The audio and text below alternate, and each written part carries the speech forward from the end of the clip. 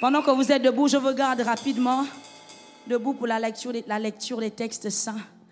Vous qui êtes connectés sur la plateforme Facebook, de là où vous êtes connectés à la bonne page. Je vous encourage à faire les gestes qui comptent, de liker, de commenter et de partager. Soyez le pont de grâce de quelqu'un en ce midi. Parce que tu vas partager et la grâce de Dieu va localiser quelqu'un qui te suit. Alléluia. Je vais lire les textes saints. Ivana, aide-moi. Je vais lire dans 2 Rois 3. La lecture va être un peu longue, mais ce n'est pas mauvais. Comme je sais que vous êtes des amoureux de la parole de Dieu, on va juste faire la continuité de ce dans quoi vous demeurez quotidiennement. Alléluia. 2 Rois 3 à partir du verset 16. À partir du verset 16, attendez, je vais aller dans ma Bible pour être sûr que on va lire exactement ce que j'ai surligné.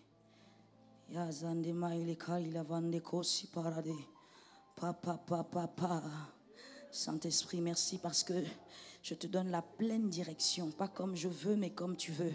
Saint-Esprit, j'ai pris des notes, mais ce matin, fais comme tu veux. Avec une jeune fille, avec un jeune homme, avec un leader, avec une élite. Allons-y. On va lire à partir du verset 16, 2 Rois 3, à partir du verset 16.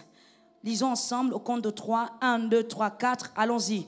Et il dit, ainsi parle l'Éternel, faites dans cette vallée...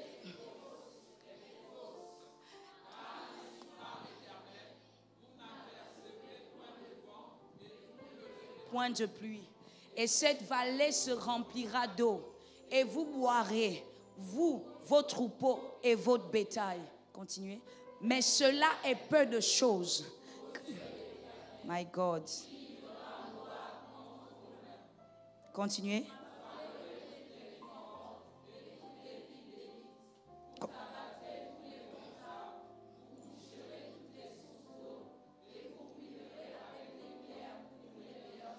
Continuez. My God.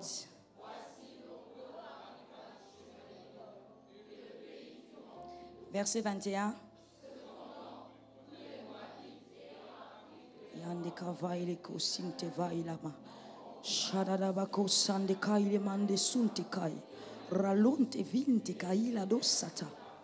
Maintenant, allons-y au verset 26.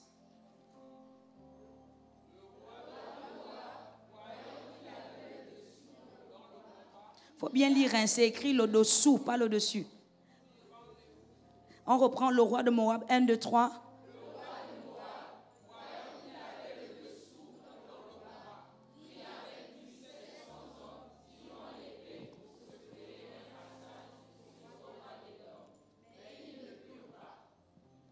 Continuez, dernier verset. My God.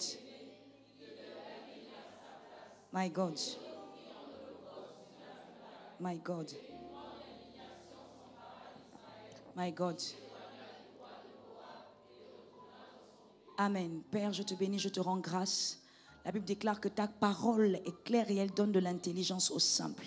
Seigneur, ce matin, nous nous tenons devant toi comme étant des enfants. Des personnes qui reconnaissent et qui acceptent d'être vides afin que toi, tu les remplisses. Parle comme toi seul sais parler. Bouleverse l'entendement de quelqu'un. Réajuste le destin de quelqu'un. Saint-Esprit de Dieu, touche, transforme, impacte. Pousse-moi, parce que la Bible déclare que c'est poussé par l'Esprit de Dieu que des hommes ont parlé de la part de Dieu. Saint-Esprit, ce midi, pousse-moi et je promets de te rendre toute la gloire. Au nom de Jésus, Amen. Asseyez-vous royalement dans la présence de Dieu.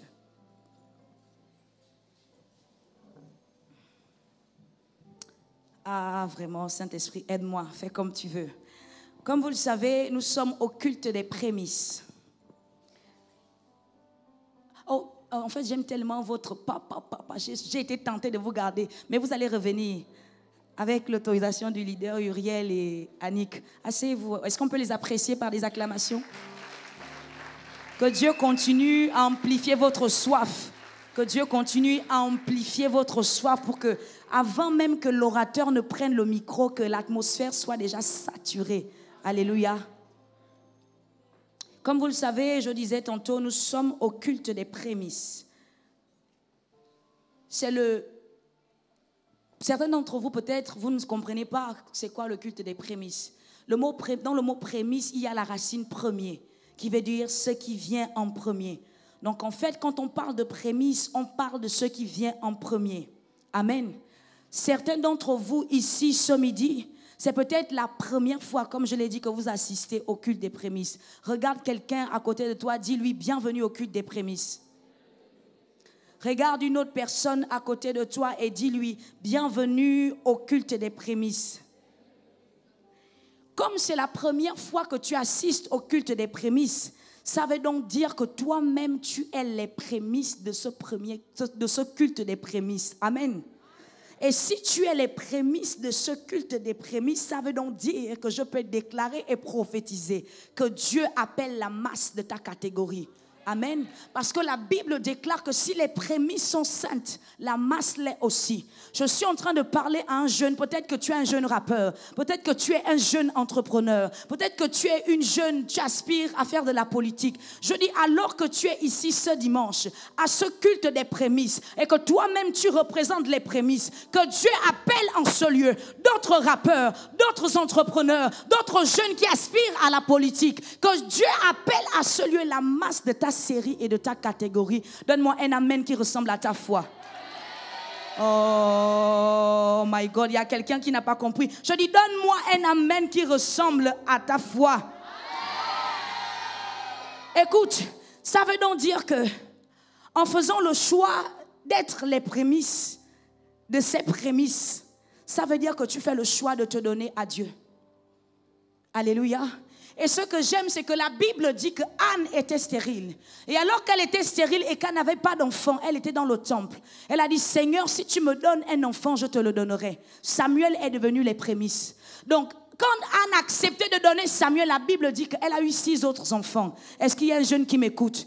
Je réitère, parce que tu acceptes d'être les prémices de Dieu. Je dis que Dieu appelle par toi la masse. Tu n'as pas compris que Dieu appelle par toi la masse. Que Dieu appelle par toi la masse. Je dis, il y a des hommes de Dieu en ce lieu, des prophètes en ce lieu, des pasteurs en ce lieu, des leaders en ce lieu. Que Dieu appelle par toi la masse. Il y a des gens qui doivent aller dans les nations Ophélia. Je dis que Dieu appelle par toi la masse. Oh, écoutez, vous devez savoir que plusieurs d'entre nous, nous ne serions pas là si Jésus n'avait pas accepté d'être les prémices pour nous tous. Colossiens 1, verset 15. La Bible dit qu'il est l'image du Dieu invisible, le premier d'entre les fils de la création. Ça veut dire que parce que Christ a accepté d'être les prémices, my God, et parce que Christ, les prémices, est saint, nous aussi nous sommes saints. Quelqu'un dise Amen. Christ est les prémices de l'Église. Si Christ représente la justice, nous aussi nous sommes justes. Quelqu'un dise Amen. Non, vous ne réalisez pas ce que je suis en train de dire. Je suis en train de dire que si les prémices qui sont Christ, il y a la gloire, toi aussi tu as part à la gloire. Oh non, tu ne crois pas. Ton amen ne ressemble pas à ta foi. Si Christ est prémices, en lui il y a la justice, toi aussi tu as part à la justice. Si Christ, my God, les prémices, il a expérimenté la résurrection, toi aussi tu dois expérimenter la résurrection. Je ne sais pas quel domaine de ta vie était mort, mais parce que tu représentes la masse, my God, je dis que la résurrection s'impacte et s'impose à ta vie. Oh,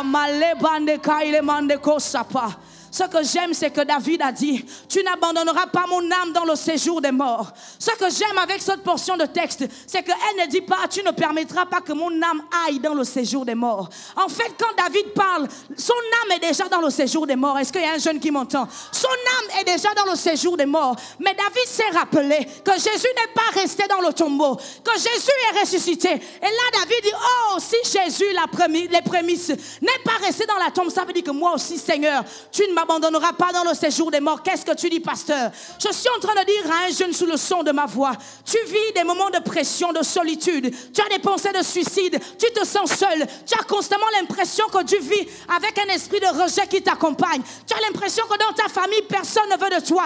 Écoute, Jésus aussi à un moment l'a rejeté, parce que la Bible déclare que l'homme aura pour les ennemis les gens de sa maison. Mais la bonne nouvelle, c'est que lorsque le diable pense qu'il t'a déjà enterré, tu te rappelles que Dieu a dit, il n'abandonnera pas ton âme dans le séjour des morts. Quand quelqu'un me dit, je suis la masse. Oh, je suis la masse. Amen. Nous sommes en train d'aller quelque part. J'aime ça, j'aime ça. Quelqu'un dit avec moi, j'aime ça, j'aime ça. J'aime ça, j'aime ça, j'aime ça. Papa, papa, papa. Alléluia. Ah. Ce matin, ce midi, dans le peu de temps qui m'est imparti, et je vais courir, j'aimerais m'entretenir avec vous sur le sous-thème, la force des prémices. Quelqu'un dise avec moi la force des prémices. Écoutez, la portion de texte que j'ai lu avec vous m'a béni. En réalité, ce n'est pas une portion, c'est des portions de texte. Et comme je n'ai pas lu toute l'histoire, je vais rapidement planter le décor. En fait, c'est l'histoire de 3 rois. En fait, c'est l'histoire même d'un roi. Le roi d'Israël, qui a eu un palabre avec un roi inique qu'on appelle le roi de Moab. Alléluia. Et la Bible dit que ce roi d'Israël est allé voir le roi de Juda et le roi d'Édom. Et il lui a dit, je suis sur le point d'aller en guerre. Accompagne-moi. Et le roi de Juda et le roi d'Édom ont dit, ok, toi avec nous, nous irons ensemble. Et alors qu'ils sont en marche, ils sont en train d'aller, ils sont en train de parcourir sur le chemin pour aller combattre. La Bible dit qu'ils sont arrivés au désert, ils n'avaient plus d'eau. Est-ce que vous êtes là? Ils n'avaient plus d'eau. J'ouvre une parenthèse pour dire à quelqu'un, refuse de t'engager dans une bataille si tu n'as pas assez d'eau. Écoutez, l'eau symbolise la parole de Dieu. Quel que soit le combat dans lequel tu veux te lancer, sois sûr que tu as en toi toute la semence de la parole de Dieu dont tu as besoin pour marcher. Parce qu'il y a un moment, alors que tu es en train d'aller combattre, tu te sentiras faible. Mais si l'ange ne t'apporte pas la nourriture qu'il faut, qui va te fortifier et qui te permettra de continuer à avancer, tu vas être à court d'eau dans le désert. Et s'il n'y a pas d'eau dans le désert, tu vas mourir. Quelqu'un dise avec moi, je ne mourrai pas. Et alors qu'ils sont dans le désert, la Bible dit qu'il y a parmi les 3 rois, un roi qui va dire, mais n'y a-t-il pas en ce lieu quelqu'un par qui nous pouvons consulter l'Éternel? Et la Bible dit qu'ils vont finalement aller vers le prophète Élisée. Je cours. Et alors que le prophète Élisée va les rencontrer du moins, alors qu'ils vont arriver vers le prophète Élisée. La Bible dit que le prophète Élisée sera un peu frustré parce qu'il va voir quelqu'un qu'il n'aime pas. Il va voir le roi d'Israël parce que c'était le descendant d'Akab. Bref, je passe rapidement. Et la Bible dit que le prophète Élisée va quand même prier pour que quelque chose change. Écoutez, on m'a toujours dit que Dieu n'intervient pas dans les histoires dans lesquelles il n'a pas initié. Mais j'ai une bonne nouvelle pour quelqu'un. Parce qu'on m'a souvent dit que si tu commences quelque chose sans Dieu, ne compte pas sur Dieu pour rentrer et pour t'aider en chemin. Mais cette portion de texte m'indique qu'il est possible par ignorance et par immaturité de commencer sans Dieu. Mais sur le chemin, parce que tu réalises que toi-même tu es limité, que tu n'as plus d'eau, de faire intervenir quelqu'un qui a une relation avec Dieu, qui va prier pour toi. Et parce que tu vas rencontrer le divin et que tu vas prier, Dieu va rentrer dans ton affaire. C'est une bonne nouvelle pour quelqu'un. Parce que parfois, peut-être tu as commencé une relation. Dieu n'était pas dedans. Mais aujourd'hui, tu te rends compte que tu es attaqué. Ou même que la relation, tu as du mal à t'en défaire. Ou même que tu réalises que tu as besoin de Dieu. Peut-être que ce sont tes enfants. Peut-être que c'est une relation amoureuse. Peut-être que ce sont tes études. Je dis à quelqu'un, la prière est capable de changer les choses en ta faveur. Je dis, si tu ne priais plus parce que tu pensais que comme tu as commencé sans Dieu, Dieu ne va rien faire, je dis, prie. Parce que Dieu écoute les prières. Alléluia. La prière fervente du juste a une grande efficacité. Alors que l'homme de Dieu va parler, maintenant, remettez-moi la portion de texte à partir du verset 16. Ok. La Bible dit, le prophète Élisée va dire, faites dans cette vallée des fosses, rapidement avancez, car ainsi par l'Éternel, vous n'apercevrez point de vent et vous ne verrez point de pluie. My God, Saint-Esprit, tu es bon. Écoutez, dans la logique de l'homme, pour avoir de l'eau, il faut le vent et il faut la pluie. Mais le prophète Élie leur dit, faites des fosses. Dieu va faire quelque chose sans le concours de la science, sans respecter la science. Ah, je parle à quelqu'un. Tu as toujours été convaincu que pour aller à l'étranger, il fallait avoir des parents haut placés. Tu as toujours été convaincu que pour accoucher, il fallait avoir tout ce qu'il faut pour que l'enfant puisse venir au monde. Mais je connais une femme qui n'avait pas d'utérus et qui a donné vie. Elle s'appelle Hélène Ouattara. Écoute, tu as toujours été convaincu que pour réussir, il fallait avoir les bonnes connexions. Mais je viens dire à quelqu'un que ta meilleure connexion, c'est Jésus. Je suis en train de dire que Dieu ne respectera pas la norme pour faire ce qu'il veut faire dans ta vie. Le prophète Élisée leur a dit, vous ne verrez ni vent ni pluie, mais l'eau va sortir. Alléluia. Et j'aime la suite. Et cette vallée se remplira d'eau et vous boirez, vous, vos troupeaux et vos bétails. Continuez, les amis. Mais cela est peu de choses aux yeux de l'Éternel. Maintenant, je commence à prêcher. Il livrera Moab entre vos mains. La première parenthèse que j'ouvre pour faire du bien à quelqu'un, c'est que nous avons un bon Dieu. qui fait au-delà de ce que nous lui demandons ou pensons. Ces gars, ces rois, tout ce qu'ils voulaient, c'était de l'eau. Mais Dieu, plus que de l'eau, il leur a donné déjà la victoire de façon prophétique. Dieu leur a dit, le combat dans lequel vous étiez en train de partir, vous êtes déjà vainqueur. J'ai déjà livré ce roi unique entre vos mains. Dites Amen. Dites Amen. Peut-être que tu es venu à l'église. Élie est où? Élie, j'entends Élie. Élie, leader, viens. Dieu ne fera pas juste le voyage. Mais je vois Dieu t'utiliser comme des prémices de sirènes pour apporter l'évangile dans un pays où il n'y a même pas l'évangile.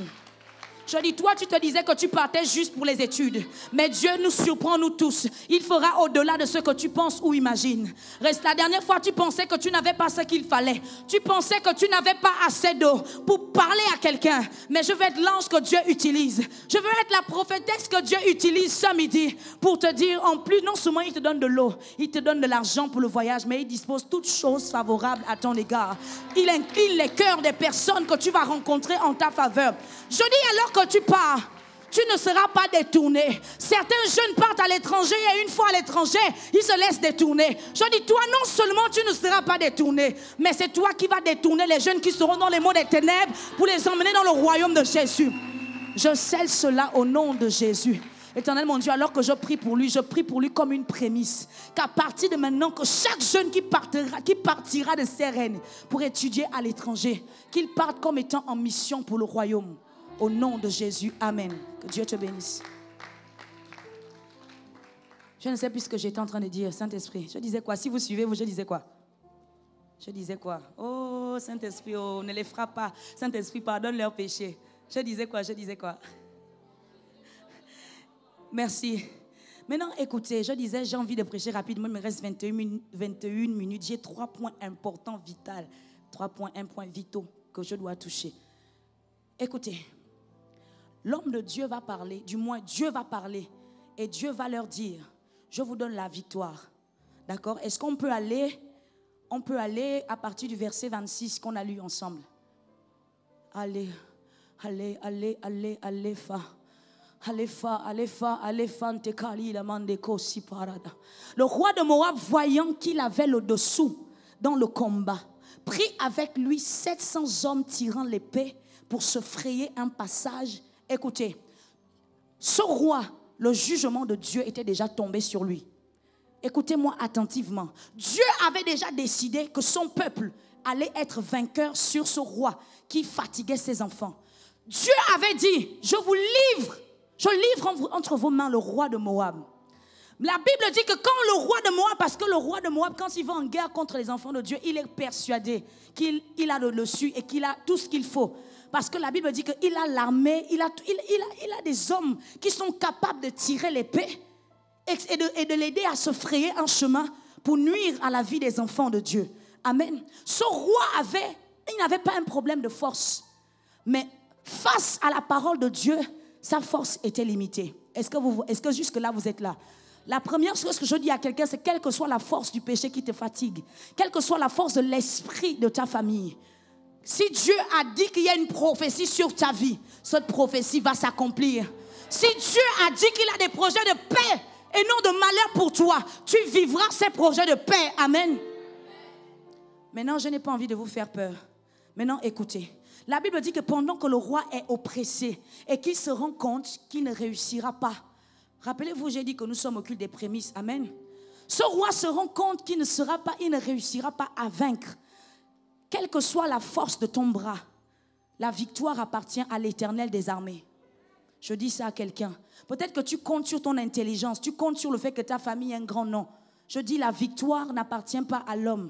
La victoire appartient à l'Éternel des armées. Ce roi avait l'armée, mais face à son armée, il s'est rendu compte qu'il était limité. Et ce que j'aime, c'est ce qui me dérange, les amis, c'est que ce roi était un roi unique. Il n'était pas chrétien. Il n'était pas de CRN. Mais il a fait un truc bizarre. La Bible dit que le roi de Moab, voyant qu'il avait le dessous dans le combat, prit avec lui, les chants, vous pouvez remonter, prit avec lui 700 hommes tirant l'épée pour se frayer un passage jusqu'au roi d'Édom. Mais ils ne purent pas avancer. Il prit alors son fils, premier-né, qui devait régner à sa place. Ce qui me dérange, c'est que parfois, les hommes de l'autre côté comprennent mieux les lois spirituelles que nous. Voici un roi, il n'est pas chrétien, il n'est pas de CRN, c'est un roi unique. Il comprend que là où sa force s'arrête, le sacrifice peut parler, les prémices peuvent parler. Son roi, sur sa tête, il y avait déjà un jugement. Écoutez, c'est Dieu lui-même qui a parlé. C'est même pas un pasteur. Si on m'avait dit que c'était un homme de Dieu, j'allais comprendre parce que l'homme de Dieu peut-être... Mais c'est Dieu lui-même. Et la Bible dit dans Ésaïe 55 que la parole de Dieu ne revient pas à lui sans avoir accompli le but pour lequel elle a été envoyée. Et parfois, lorsque l'homme de Dieu parle sur ta vie et tu ne vis pas la parole, tu dis l'homme de Dieu n'a pas bien vu. Mais c'est Dieu qui a parlé. Mais ce qui est bizarre, c'est qu'au moment où le roi doit dire « je m'avoue vaincu », ils sont plus forts. Leur Dieu est plus fort. La Bible dit qu'il va avoir une activité spirituelle dans le roi. Il va prendre son fils. Écoutez, la Bible, ce n'était pas juste son fils. C'était son fils unique. Ce n'était pas juste son fils unique. C'était celui qui devait régner à sa place. Ça veut dire que cet enfant devait être le prolongement de son succès. Il a pris ce qui devait être le prolongement de son succès. Il a dit, pour que la réclamation de la mort s'arrête, je donne mon fils unique, celui que j'aime, le seul que j'ai, je le mets sur l'autel comme prémisse à l'Éternel. Et la Bible dit que lorsque le peuple a vu le sang, le peuple de Dieu a vu le sang, ils ont été dégoûtés. Ils ont dit non, mon problème, c'est que Dieu avait parlé.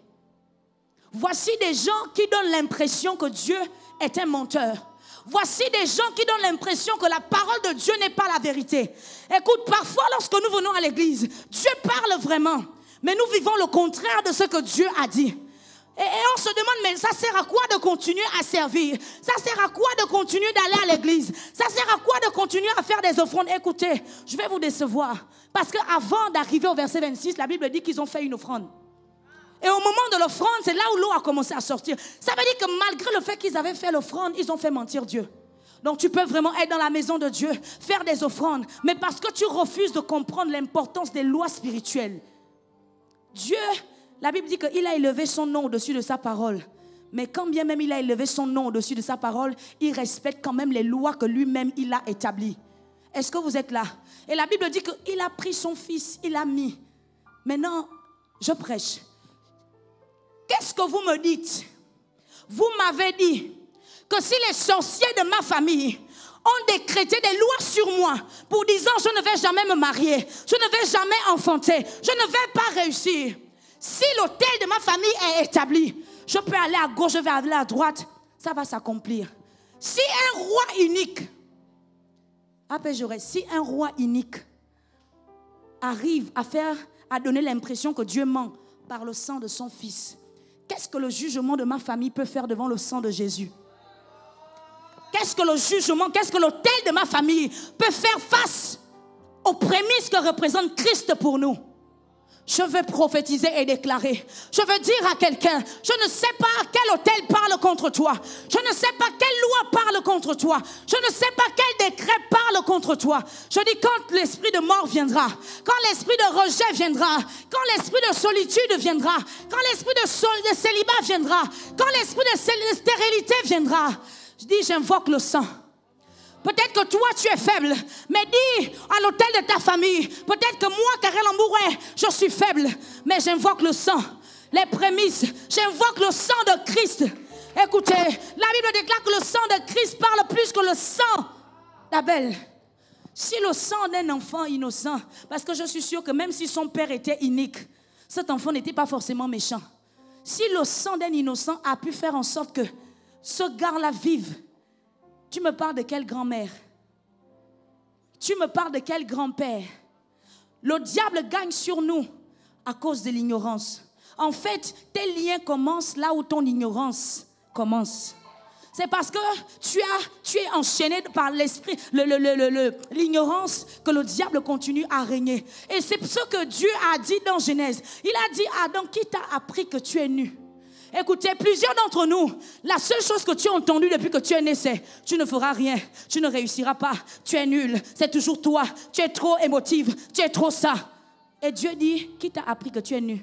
Parce que Dieu, lui, dans son souvenir, quand il t'a créé, il a déposé tout ce qu'il faut en toi pour réussir. Mais lorsque toi, tu te tiens devant Dieu, tu dis, Seigneur, je suis nu, je ne peux pas. Dieu te dit, mais je suis choqué. Parce que non seulement tu m'informes que tu es nu, mais malgré ta nudité, c'est moi qui viens vers toi. Mais mieux que ça, j'ai donné ce qu'il y avait de précieux pour moi. J'ai donné mon fils unique. Je dis à quelqu'un qui t'a appris que tu es nu. Écoutez, la nudité, c'est peut-être ce sentiment, cette dépendance affective qu'il faut forcément que quelqu'un t'aime, que les gens te valident, que les gens croient en toi. Le diable a réussi à t'enchaîner par cette pensée et de te dire que si ce garçon-là te quitte, ta vie est finie. Si tu ne marches pas avec ce groupe de filles, tu ne seras rien. Le diable est un menteur. Je dis que quelqu'un répète après moi, je ne suis pas nu. Le vêtement de Christ est sur moi. Si jusqu'ici, ce que les gens voyaient, c'est mon visage. À partir de maintenant, ils verront le lion de la tribu de Juda. Je dis, je ne sais pas dans quel type de marabout on a emmené ton nom. Quand ils vont mentionner ton nom, quand ils vont dire Jessica et puis que Jésus apparaisse et que le feu de Dieu tombe, quelqu'un me donne un amen qui ressemble à sa foi. Là où ils vont partir, car l'amour est que le feu de Dieu part du ciel et descende et les consume. Que le marabout commence à devenir fou. Écoutez, c'est nous qui pensons que le monde spirituel n'existe pas. Le monde spirituel est réel. Je faisais un témoignage au pasteur Pifani il y a 1 ou 2 jours. Je lui disais que j'ai reçu quelqu'un en entretien. Et la personne, c'est une jeune fille, elle est belle. Quand tu la regardes, tu sens que Dieu a pris du temps pour la dessiner. Dieu t'a dit que Dieu a dû rentrer en jeûne pour dessiner. Tellement elle est belle. Mais sauf qu'elle-même, quand elle se voit moche. Qui lui a dit qu'elle était nue? Elle se voit moche, elle dit non, le gars là il me fait marcher, il me prend même pour une ridicule. Parce que quand je lui dis que j'arrête, il me dit que tu vas aller où de toutes les façons. Si je ne veux pas de toi, personne ne voudra de toi. Le diable est un menteur. Le diable est un menteur, tu n'es pas nu. Tu es un sacerdoce royal, tu es une pierre précieuse, tu es choisi, tu es élu, tu es aimé de Dieu. Et cette jeune fille pousse son témoignage, elle commence à pleurer. Elle me dit non, en fait, je suis tombée enceinte. Je suis allée chez le gynécologue, la grossesse a été avérée. Voici, il y avait les échographies. Grossesse 3 mois, 6 mois. Évêque Michel, ce que je te raconte là, c'est la vérité, révérend Richard. 6 mois, 9 mois, 10 mois de grossesse. Elle commence à paniquer, sa belle famille commence à paniquer. Et là, elle-même, elle panique. 12 mois, 13 mois. 14 mois de grossesse, 15 mois de combat, elle commence à devenir la risée de sa famille. Pendant qu'elle parle, elle pleure dans mon bureau, mon esprit s'irrite de colère. Je dis, Satan, tu es aimant. Je sens comment mon corps est en train de se mettre, c'est-à-dire qu'une colère sainte. 16 mois, 18 mois, elle est allée jusqu'à plus de 20 mois. Vous savez à quel moment sa grossesse est sortie? Elle me dit, et puis une nuit, j'ai fait un rêve. Dans le rêve, je vois une des mamans du côté de... Ensuite, qui vient dans le rêve et elle me dit, mais depuis je te cherche. Elle met la main sur son ventre, l'enfant sort. Quand elle se réveille, son ventre est plat comme elle était devant moi. C'est nous qui blaguons. Une personne dort avec le gros ventre et puis elle s'endort, elle se réveille, son ventre est plat. Et vous me dites que c'est quoi? C'est le dessin animé, c'est Tarzan, c'est manga, c'est Hiroshima. Et vous savez devant moi ce qu'elle me dit? Elle me dit, je suis fâchée contre Dieu. Je voulais la gifler. Je voulais la gifler, les amis. Parce que, en fait, la colère que j'avais contre le diable s'est détournée. Ma colère était maintenant orientée vers elle. Et c'est ce que parfois nous, les pasteurs, nous ressentons. Comment tu expliques que Dieu te donne toutes les preuves que le monde spirituel existe et toi, au lieu de dormir, que moi, à sa place, je dormais à l'église. C'est-à-dire que je faisais de l'église ma demeure. Je dis, Seigneur, aujourd'hui, l'enfant là va sortir et je te le donne comme prémisse. Si tu préfères qu'il appartienne au diable, c'est toi qui vois.